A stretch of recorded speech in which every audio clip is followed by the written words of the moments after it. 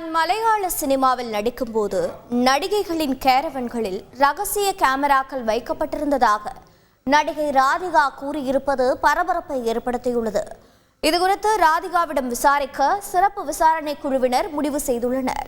செய்தியாளர் சிவசபாபதி வழங்கிய தகவல்கள் இவை. மலையாள திரைப்பட நடிகர்கள், இயக்குநர்கள் மீது அடுத்தடுத்து பாலியல் புகார்கள் வந்த வண்ணம் உள்ளன.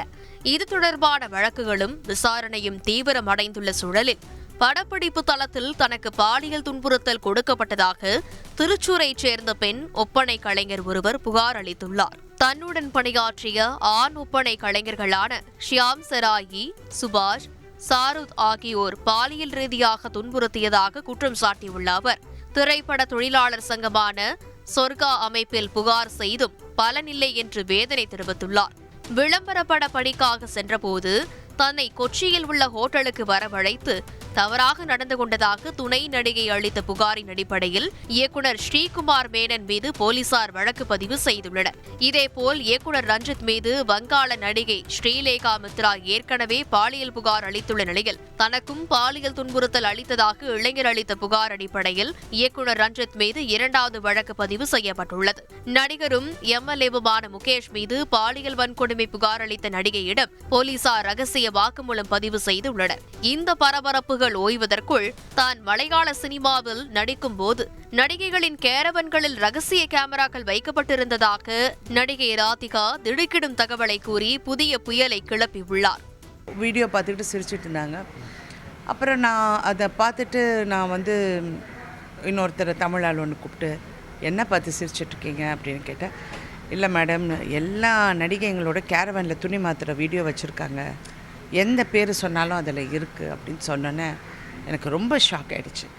நான் எனக்கு தெரிஞ்ச எல்லா நடிகைங்களுக்கும் சொல்லிட்டேன், கொஞ்சம் கேரவேனுக்குள்ளே போகும்போது ஜாக்கிரதையாக போகும்.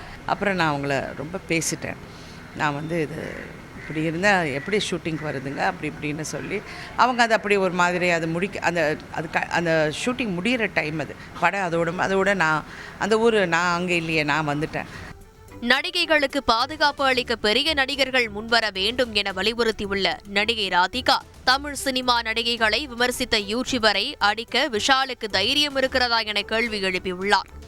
நான் சொல்றேன், அந்த ஆளை விஷாலுக்கு தைரியம் இருந்தால் போய் செருப்பால் அடிக்கட்டும். அவர் என்ன ஜெனரல் செக்ரட்டரி தானே, போய் அடிக்கட்டும். தைரியம் இருந்தால் போ. ஆனால் கேரவன் ரகசிய கேமரா விவகாரத்தை முன்பே ஏன் வெளிப்படுத்தவில்லை என ராதிகாவுக்கு கேள்வி எழுப்பியுள்ள மலையாள நடிகை பாக்கியலட்சுமி, வேறு பெண்களுக்கு நிகழ்ந்த சம்பவமாக கருதி இதை மறைத்திருந்தால் அது சரியல்ல என குறிப்பிட்டுள்ளார். செய்தியாளர் சிவசபாபதி வழங்கும் கூடுதல் தகவல். ஹேமா கமிட்டி அறிக்கைக்கு பின்பு பாலியல் தொடர்பாக பல புகார்கள் கொடுக்கப்பட்டுள்ளது. அதை விசாரிப்பதற்காக தனி குழு அமைக்கப்பட்டுள்ளது. அந்த குழு ராதிகா சரத்குமார் அவர்களிடம் விரைவில் விசாரணை நடத்த உள்ளதாக திட்டமிட்டுள்ளார்கள். கல்பனா. நன்றி சிவசபாபதி. செய்திகளை உடனுக்குடன் தெரிந்து கொள்ள உடனே சப்ஸ்கிரைப் பண்ணுங்க.